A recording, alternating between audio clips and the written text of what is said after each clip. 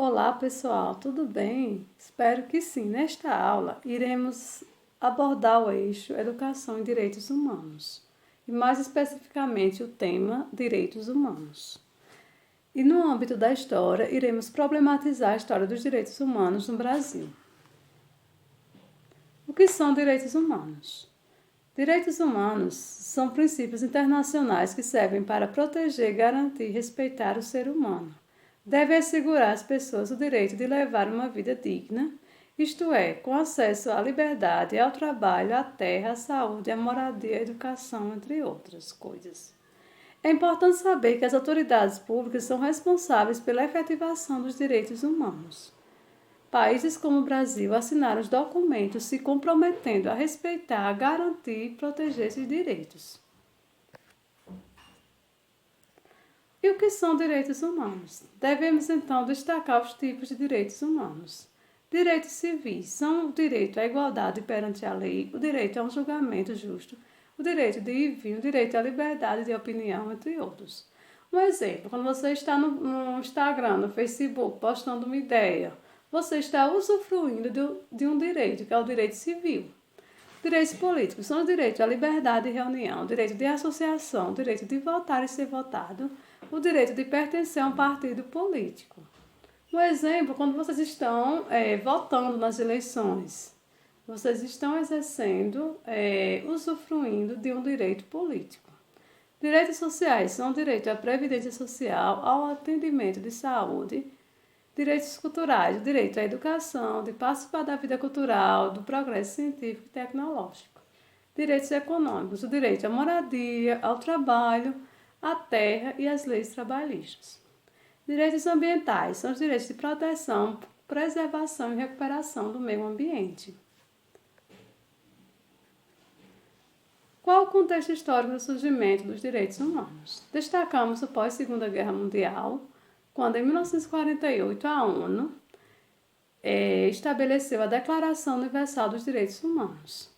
Neste documento temos 30 artigos, os quais determinam os direitos básicos que todo ser humano deve possuir, independente da raça, religião, posição social e gênero. Este documento foi elaborado no momento em que os nazistas haviam cometido os crimes durante a guerra e foram julgados no Tribunal de Nuremberg. Durante os meses de atuação desse tribunal, detalhes de como os alemães mataram 6 milhões de judeus estavam sendo desvendados. Assim, o mundo tomava conhecimento dos horrores do Holocausto.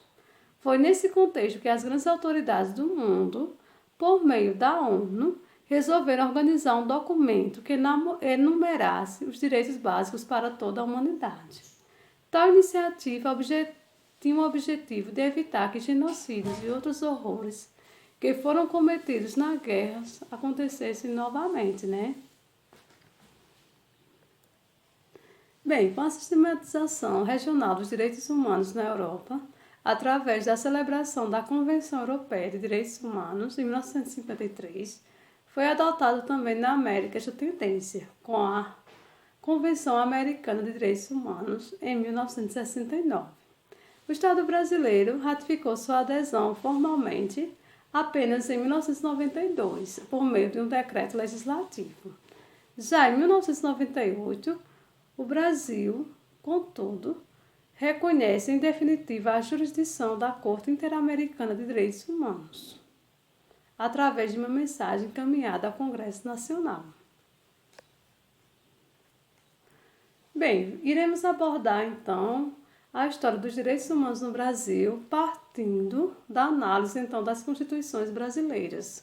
O objetivo então é entender como essas constituições elas apresentam os direitos humanos. Por exemplo, em 1824 nós temos a Constituição Imperial Brasileira, que essa Constituição ela abrange todo o período imperial, desde o primeiro reinado até o final do segundo reinado, em 1889. Um ponto básico que ela destaca, essa Constituição, é a inviolabilidade dos direitos civis e políticos. Tinha por base a liberdade, a segurança individual e como não poderia deixar de ser a propriedade.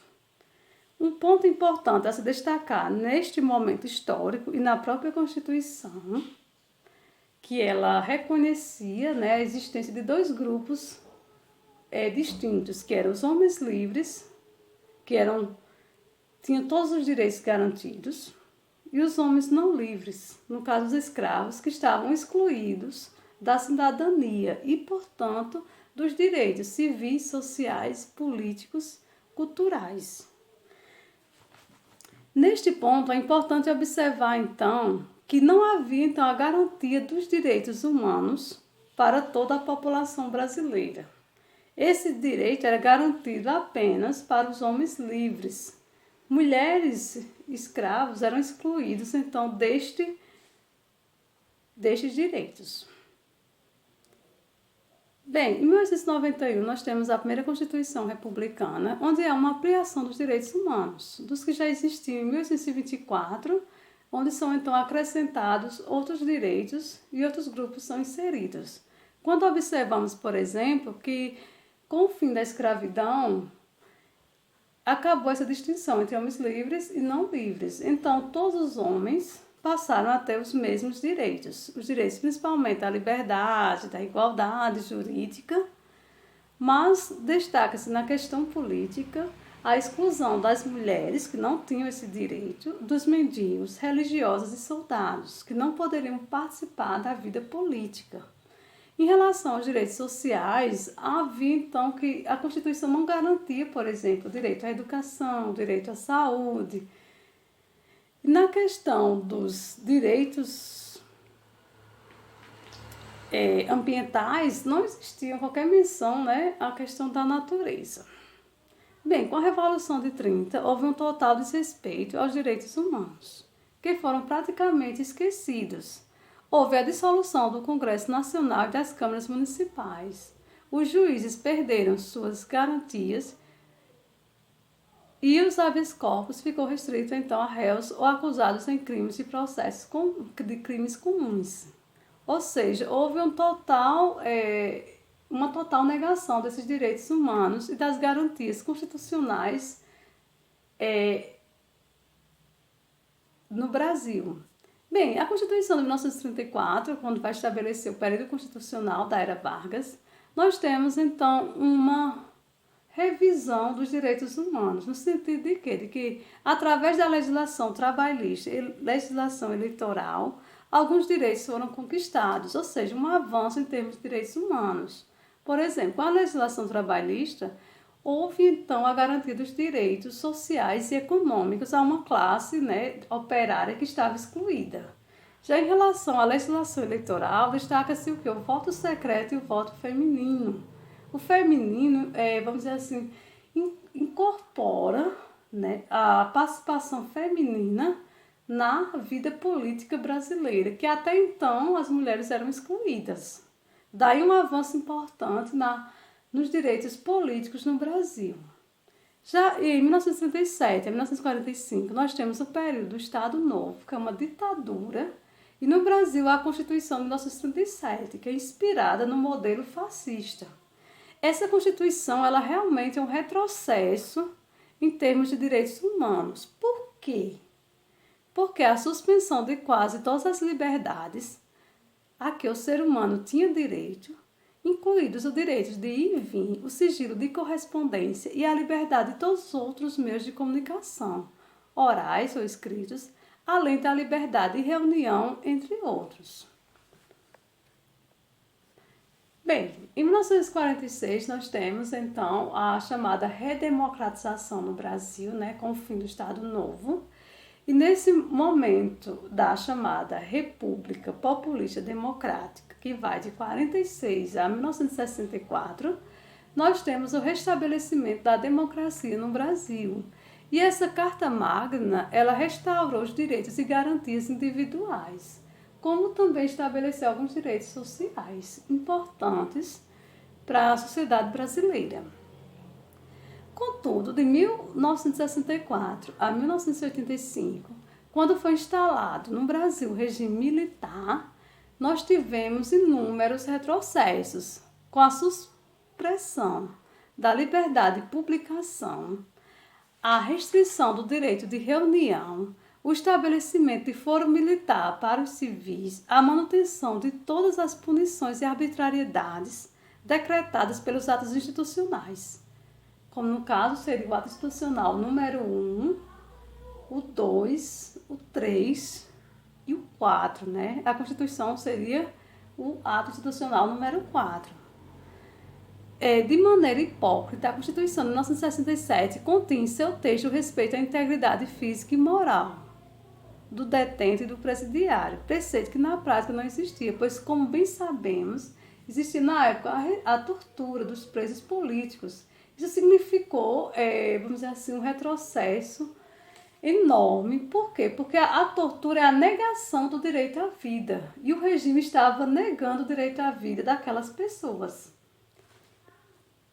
Bem, nós temos em 1968 o chamado AI-5, que recuperou todos os poderes discricionários do presidente, ampliou as arbitrariedades, dando ao governo a prerrogativa de confiscar bem.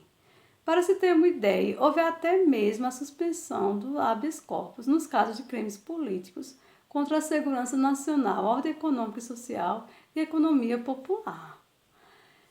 Período conhecido como de arbitrariedades e corrupções, houve inúmeros casos de tortura e assassinatos políticos. A imprensa, por sua vez, nada podia fazer, eis que se encontrava literalmente amordaçada, a chamada censura. Havia proteção legal do AI-5.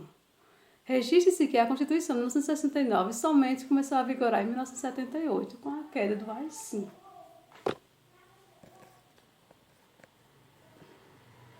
Bem, ao final do regime militar, em 1985, se instala no Brasil a chamada redemocratização, e em 1988 nós temos então a chamada Constituição Cidadã.